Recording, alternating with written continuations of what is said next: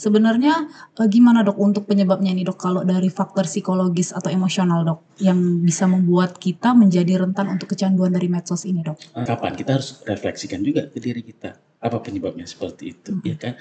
Mungkin dengan klik-klik itu jalan ninjaku untuk menuju kebahagiaan sekarang, ya kan? Kita ngelihat aplikasi belanja online, cuman lihat pun dopamin meningkat. Dulu harus bawa mobil dulu, parkir dulu, ke mall dulu, lihat-lihat, baru dopamin kita meningkat. Iya. Sekarang begitu gampangnya untuk mencapai kebahagiaan itu ya, menjadi eh, new era sekarang ini kan, gadget ini, internet ini. Jadi akhirnya karena gampangnya mencapai kebahagiaan, reward itu mudah didapat. Akhirnya terjadilah adiksi, kecanduan dia. Suntuk sedikit cari kebahagiaan, dopamin hits supaya meningkat dopaminnya, bahagia lagi. Begitu terus. Main game meningkat lagi. Ya, akhirnya itu terus. 10 jam ngeliatin gadget nggak bosan-bosan. 1 jam belajar suntuk. Akhirnya dopaminnya terus meningkat, mencari terus. Reward itu nggak didapatin dengan usaha lagi. Akhirnya kita tidak menghormati lagi perjalanan dari untuk mencapai reward tadi. Tadi ya mau sekolah kita belajar dulu, rajin dulu, baru kita wisuda. Ya kan kita jalan olahraga dulu, capek berkeringat, baru kita bahagia rasanya. Sekarang kan enggak. Jadi itu akhirnya terjadilah adiksi, kecanduan.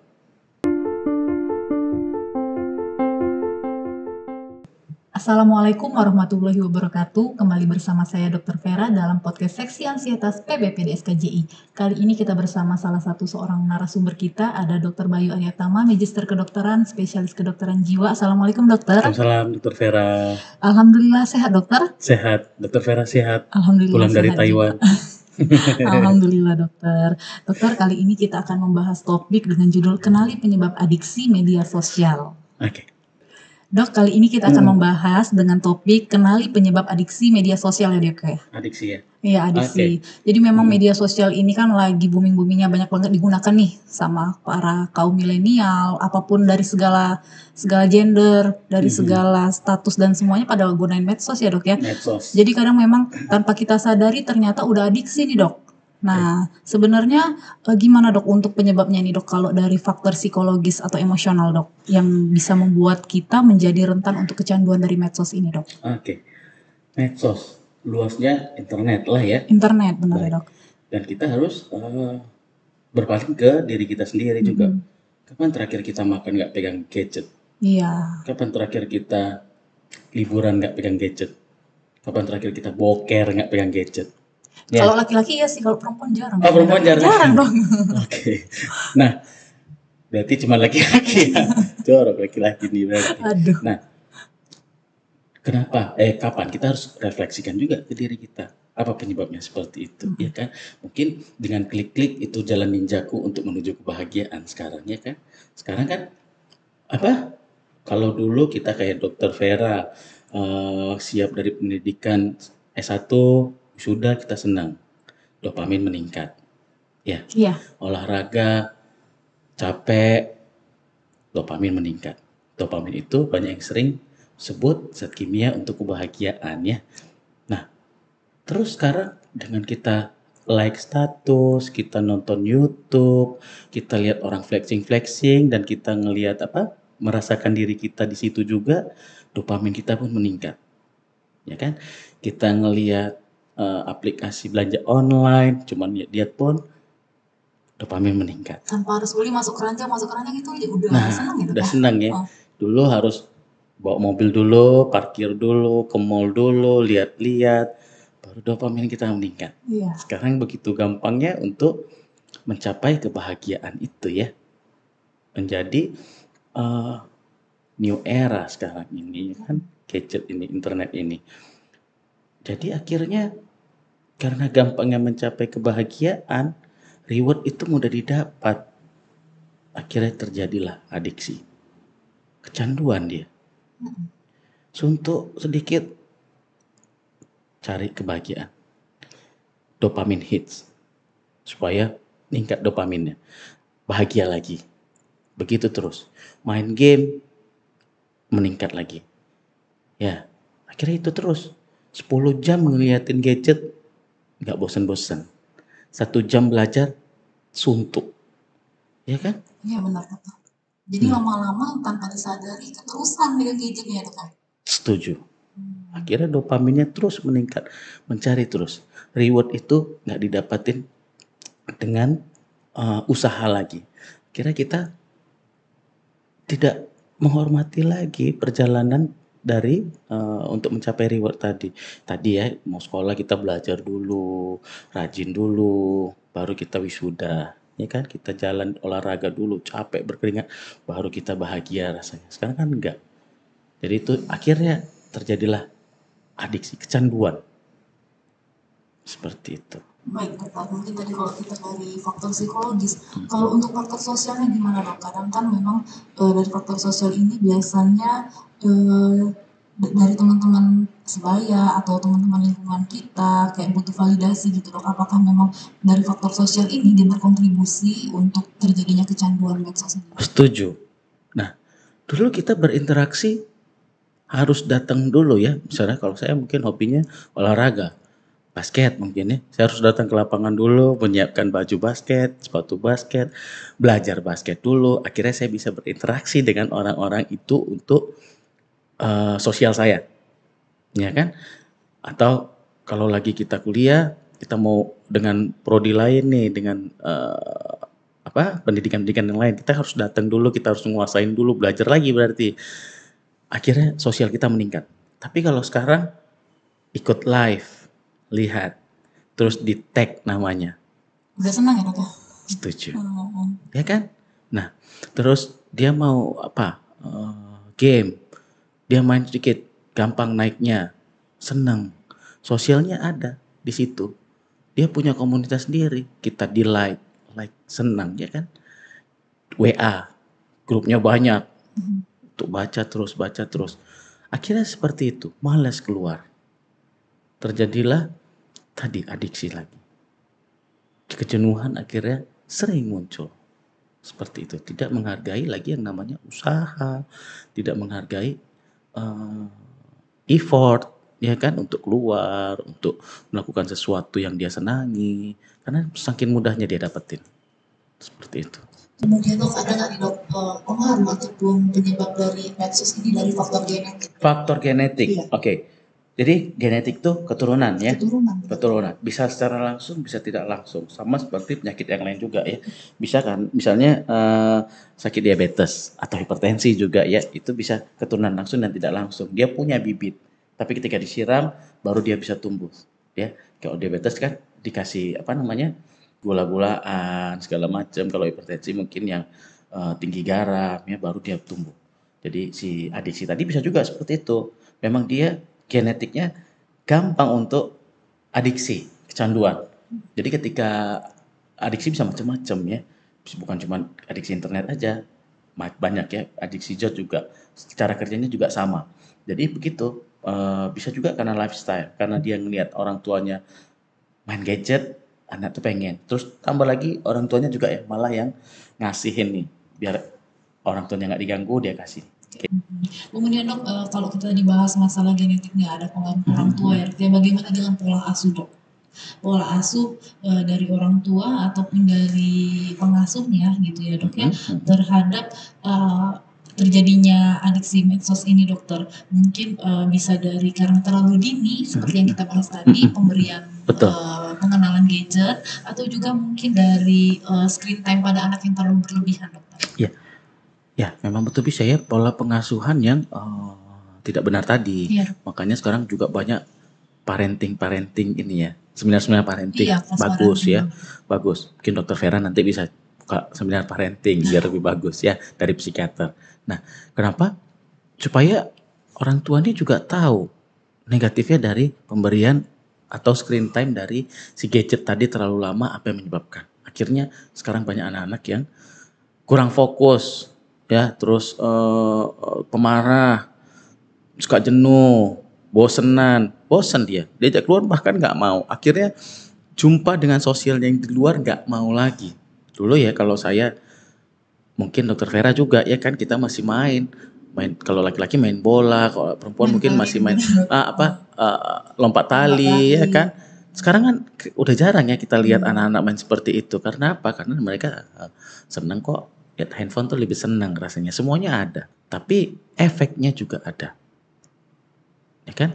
Selain dari kondisi mentalnya, juga mata, Mm-mm. juga kan, terus fisiknya juga nggak sehat kan, nggak di dalam ruangan aja, apalagi ber-AC ya, Iya, nggak kena matahari juga ya, nggak Dok kena ya. matahari, Mm-mm. duduk terus, obesitas bisa Iya, juga, iya, ya benar-benar, Dok. macam-macam. Nah, kemudian Dok, ini tadi kita sempat bahas tentang gangguan pada anak ataupun akibat dari adiksi tadi seperti obesitas atau apa. Gimana dengan gangguan kesehatan mental, Dok, yang diakibatkan dari terjadinya adiksi medsos ini? Gangguan mental Iya. berarti sudah masuk ke diagnosa ya. Nah, Mm-mm. itu harus kita lihat. Tentu di situ ada kriterianya lagi seperti apa. Ada yang memang beberapa klien saya atau pasien saya juga ada yang penyebabnya memang karena adiksi tadi. Bahkan ada penelitian saya tentang adiksi game online ya, internet juga berhubungan ya kan. Nah, bisa nggak jadinya ke psikosis, psikotik, skizofrenia mungkin, bipolar, bisa nggak? Bisa, Bisa ya, Dok ya? bisa, benar. Karena skizofrenia itu kelebihan dopamin di dalam otaknya juga Mm-mm. ya. Kira dia bisa berhalusinasi, dia bisa paranoid. Nah, ada bahkan sekarang adiksi sama game online yang akhirnya menjadi judi online. Itu sampai ada petir-petir. Jadi setiap ada pasiennya pas dia ngeliat petir, rasa dia jackpot, menang Oh, gitu. gitu ada ya, Nah, Dok dia ya? pengen main, Mm-mm. betul, dia pengen main game lagi akhirnya. Nah, tapi itu tentu ada kriteria khususnya untuk dia disebutkan dalam suatu golongan penyakit dan harus kita terapi dengan zat kimia. Mungkin juga Dok, gimana soal kerusakan pada organ di otak tertentu Dok, ada nggak yang bisa menyebabkan terjadinya adiksi Dok? Pasti ya, Ada ya Dok ya? ya, Hmm.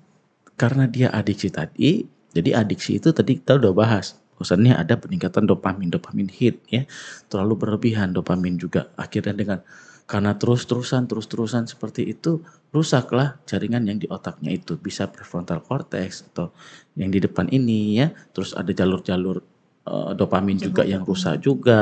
Nah, jadi memang kalau kita lihat atau kita periksa, kita mau melihat gambarannya di MRI mungkin ya, itu nampak ada kerusakan, pengecilan atau pembesaran di prefrontal cortex itu ada. Terus kalau mau dilakukan pemeriksaan dopamin, itu juga kelihatan, bisa kita lihat normal atau enggak. Itu ada. Jadi bukan di awang-awang aja, bukan dukun-dukunan ya kan, bukan ilmu yang enggak pasti, itu enggak. Ilmunya pasti, ilmunya ada, dan bentukannya juga ada. Mau diperiksa bisa, tapi memang harganya untuk sekarang masih Iya, mahal. cukup tinggi harganya ya Dok. Cukup tinggi harganya karena masih jarang dilakukan pemeriksaan itu. Mudah-mudahan ke depan kalau udah banyak regulasinya udah bagus ya kan. Jadi psikiater juga bisa nih ngecek untuk dopaminnya gimana, ngecek prefrontal cortexnya gimana. Nah, itu mudah-mudahan ke depan makin bagus ya. Ya. Kemudian Dok, gimana soal penggunaan zat nih Dokter? Seperti kafein atau nikotin, bisa nggak jadi faktor resiko terjadinya adiksi media sosial ini? Oke, kafein, nikotin ya. Kafein sendiri kopi lah contohnya Iya, ya. benar Dok. Nah, terus nikotin, rokok gitu ya.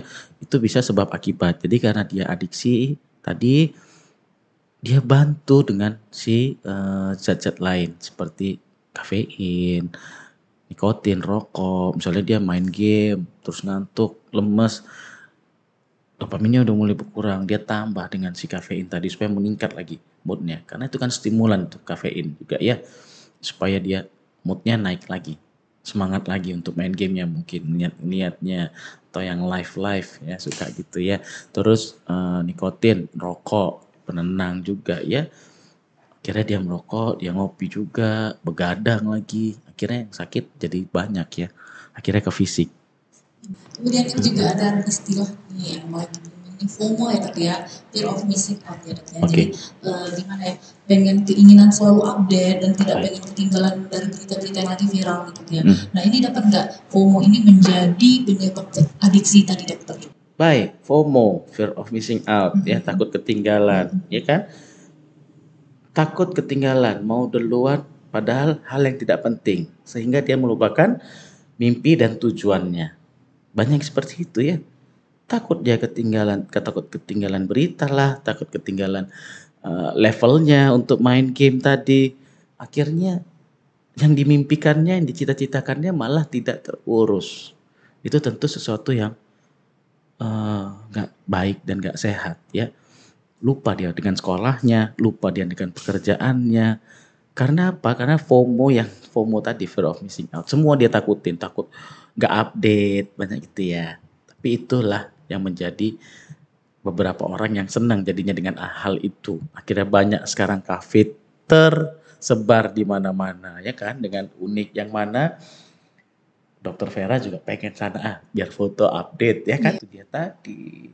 Sering kita mementingkan hal-hal yang sebenarnya tidak penting ya kan. Mungkin ini berpengaruh sama faktor sosial tadi ya dok ya. Jadi Ya, orang-orang betul. yang kesana kita pengen juga Setuju. gitu. Gak mau ketinggalan tadi ya dok Betul. ya. Demi apa? Demi Dopamin ya. naik ya. Iya, reward. Reward Itu terus tadi. yang dicari. Dopamin reward tadi. Mencari kebahagiaannya Ah, itu lewat FOMO tadi. Iya, benar. Kemudian dok juga gimana dok soal desain dan fungsionalitas platform media sosial ini mempengaruhi kemungkinan kecanduan dokter? Baik. Jadi ya saya juga pernah baca itu ya seperti itu, bahwasannya memang ada di desain bagaimana media sosial atau aplikasi-aplikasi yang ada di internet itu untuk supaya kita tetap di situ, stay di situ. Bahkan kita kadang kayak seperti dimata-matai ya. Kita kayak pengen sepeda motor baru gitu ya. Tiba-tiba Muncul lah jadi. itu di feed ya, yang keluar itu semua. Sepeda motor itu semua ya kan. Kita pengen tas. Pernah gitu nggak Dokter Vera? Pernah dok, sering malah dok. Kita lihat di YouTube juga yang keluar itu ya kan. Seakan-akan ini ya, apa? Kita dimata-matai. Nah itu kan berarti memang ada, jadi memang saya baca dia punya sistem yang buat seperti itu. Mungkin kita ketika kita mau tas, Dokter Vera pengen tas Prada contohnya ya, pasti kan Muncul ke semua. Google ya kita cari Prada harganya gitu kali atau belinya di mana.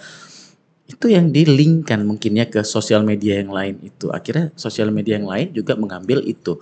Oh, si Dokter Vera pengen tas Prada nih. Ayo kita buka semua yang berkaitan dengan si Prada tadi. Dia buka akhirnya ke link untuk ke aplikasi belanja online. Ya kan? Tinggal klik lah di situ Dokter Vera. Senang, kebahagiaannya cepat tercapai. Tambah lagi dikasih ini sekarang, pay later ya kan?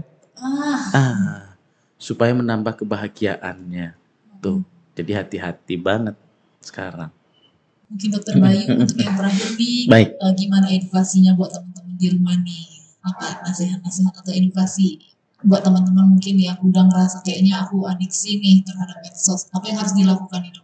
Oke, baik. Jadi untuk anak sekarang jangan terlalu cepat melarikan diri ke gadget, media sosial. Ya kan, mencari kebahagiaan, cari reward ketika jenuh untuk langsung ke media sosial. Coba di detoksifikasi ya. Dulu cuma detoksifikasi racun ya supaya diet. Sekarang dopamin detox. Lagi banyak tuh, lagi rame ya. Dopamin detox. Gimana caranya? Ketika kita merasakan bosen di pekerjaan, kita jenuh, coba nggak usah pegang HP-nya dulu. Cari kebahagiaan yang lain. Healing dok. Boleh. Tapi nggak selalu healing terusan ya kan. Apa namanya? Mungkin waktu di saat pekerjaan, interaksi dengan teman sekantor. Bosen di pendidikan, coba dengan teman yang lain interaksi. Jangan malah ke internet ya. Pornografi akhirnya ya kan. Game, judi online. Nah, itu. Jadi coba jangan terlalu cepat untuk escape, melarikan diri ke hal tadi internet, media sosial. Harus coba. Mungkin harus banyak dibaca juga dopamin detox. Jadi kayak ngelakuin pengalihan ya dok ya. Betul, pembersihan dulu. Yang selama ini kita kalau suntuk, buka biar dopaminnya meningkat, biar bahagia lagi ya kan. Bahkan ya tadi sambil buang air besar pun harus pegang handphone ya kan. Lihat, akhirnya di kamar mandi jadi lama sekali ya. Sering seperti itu kan. Nah coba sekarang mungkin ditutup, dijauhin. Boleh nggak pakai internetnya? Boleh. Bukan berarti tidak boleh. Internet itu kan alat. Sama seperti pisau. Pisau bisa untuk motong bawang, masak, bisa untuk membunuh. Jadi internet itu alat. Bagaimana cara kita memakainya? Kapan sebaiknya teman-teman di rumah Ya. ini harus konsultasi dengan psikiater atau orang profesional? Baik. Mungkin untuk konsultasi boleh ketika dia merasakan udah ada yang tidak beres dengan dirinya dan dia tidak bisa mengontrol dirinya untuk tidak melakukan hal yang tidak dia senangi dan dia rasa tidak baik untuk dirinya lagi. Mungkin fungsi sosialnya terganggu. Betul, fungsi sosial terganggu, fungsi segalanya fungsinya terganggu pokoknya. Pada akhirnya kan dia merasa capek sendiri dengan dirinya. Mungkin seperti itu. Terima kasih banyak dokter. Terima kasih Dokter Vera. Demikianlah podcast kita kali ini. Semoga teman-teman di rumah dapat mengambil manfaatnya dan ilmunya. Dan untuk teman-teman yang pengen ketemu atau konsultasi langsung nih sama Dokter Bayu, di mana ya dok? Baik, saya ada di Klinik Utama Bina Atma Medan, terus ada di Rumah Sakit Jasamen Saragi Pematang Siantar, juga di Rumah Sakit Umum Daerah Parapat. Nah itu dia yang pengen ketemu sama Dokter Bayu, tempat prakteknya mungkin ada yang ngerasa udah kayak kecanduan sama media sosial, bisa langsung konsultasi ya dok ya? Setuju. Untuk teman-teman di rumah juga jangan lupa untuk saksikan terus podcast kita di episode selanjutnya. Salam sehat jiwa, tiada kesehatan tanpa kesehatan jiwa. Assalamualaikum warahmatullahi wabarakatuh.